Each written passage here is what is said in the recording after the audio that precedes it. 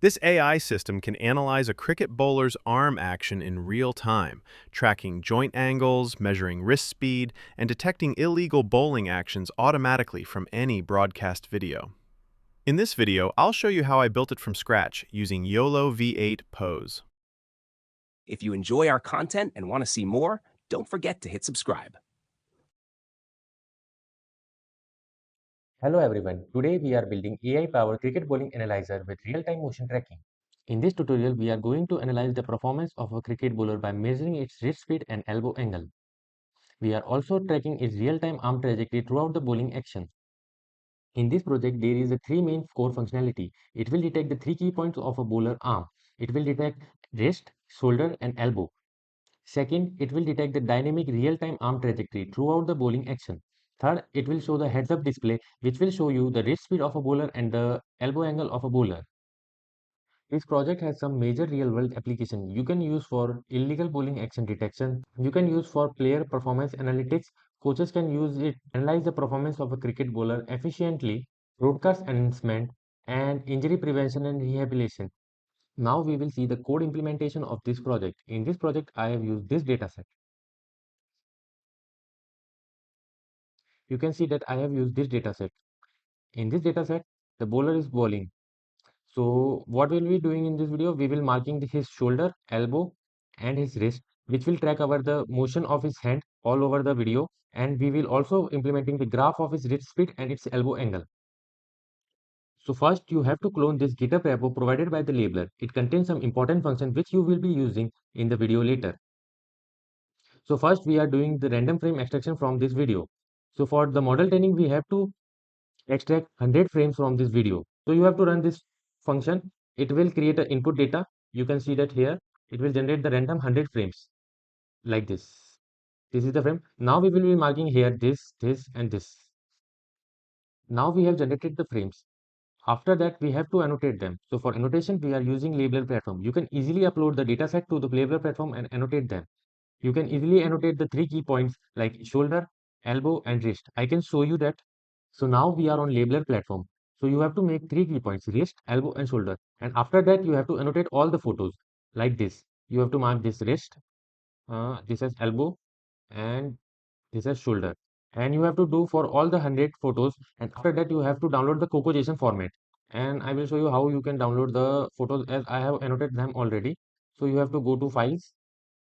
After it will fetch file, you can see that I have annotated all the files and you can easily export them. Just click here.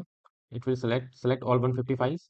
Now you have to select the export name. You can say CRICKET. We will name the cricket, and you have to download in the COCO JSON format, and it will create the COCO JSON format.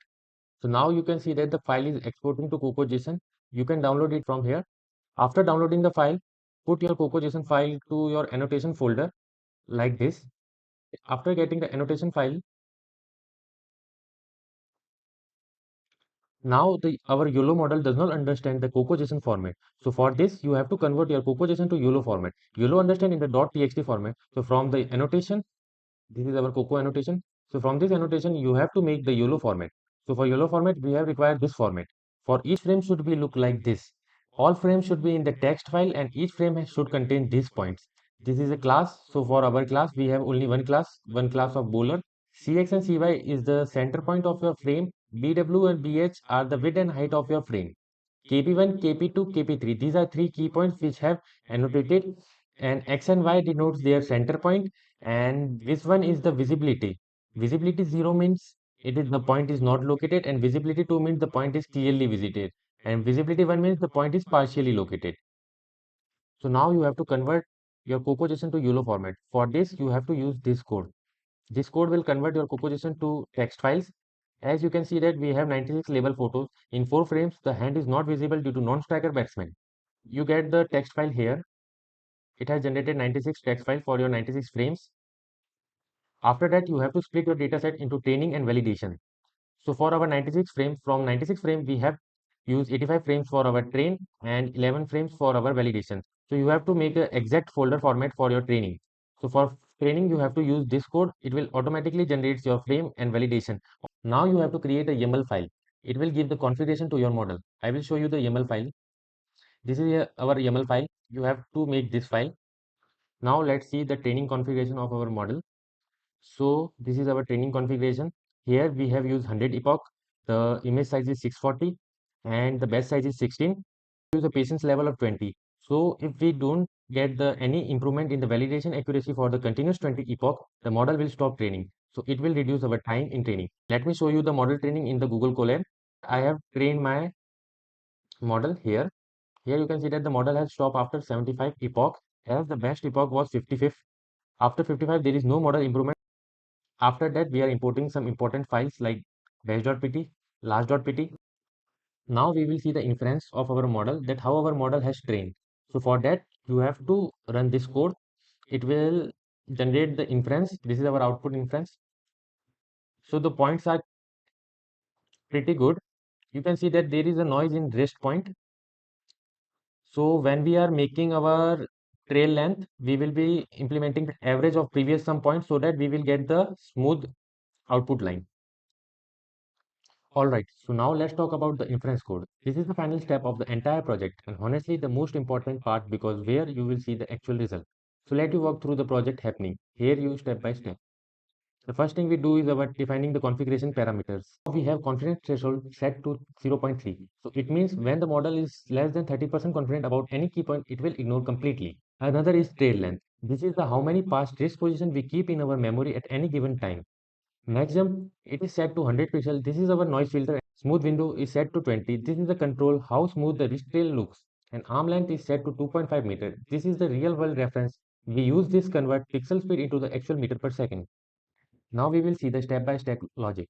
Step 1. We will be using OpenCV to read the video. Now in step 2, we will run YOLO on each frame. For each frame, we will run our train model. YOLO returns 3 key points. Index 0 for shoulder, 1 for elbow, and 2 for our wrist. Step 3, we will be implementing a jump filter. Step 4, wrist trail. We store the last 300 accepted point. Before drawing, we will apply a 20 frame moving average to smooth out our line and reduce the noise. As you can see in our video, the wrist point has some noise. So for reducing that noise, we are using the 20 frames moving average. Now in step 5, we will drawing the fence line. For fence line, we will draw a fence line from the every 25th position of a wrist trail from the current elbow position. This will give you the clean arc of your length. Now in step 6, we will calculating the angle between the elbow. So for that, we will create two vectors, one from elbow to wrist and one from elbow to shoulder.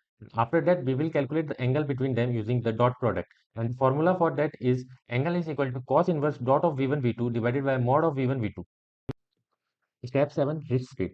We measure the pixel displacement of the wrist speed between frames, multiply by fps to get the pixel per second, and convert to meter per second using the arm length as a real world scale reference. Now in the next step, we will create the two graphs. One is elbow angle graph and speed graph, which will give you the better analysis of a bowler. And in the step 9, we stack the annotated frame and analytics panel side by side using NumPy high stack and write it to output video frame by frame until complete. So for this, I have implemented this code. You just have to simply run this. I can show you. You have to run this code. Now this code will run. So code is running. You can see that. Now you can see that the inference is done and the detection rate is 99.6%. Now I will show you the output analysis video. So you can see that the video is pretty good. All the key points are detecting with high accuracy of 99.6%, and the trail logic is also good, that we are smoothing our video so that we get a smooth line, and there is a real-time analysis of graph too. That's it for the today's project.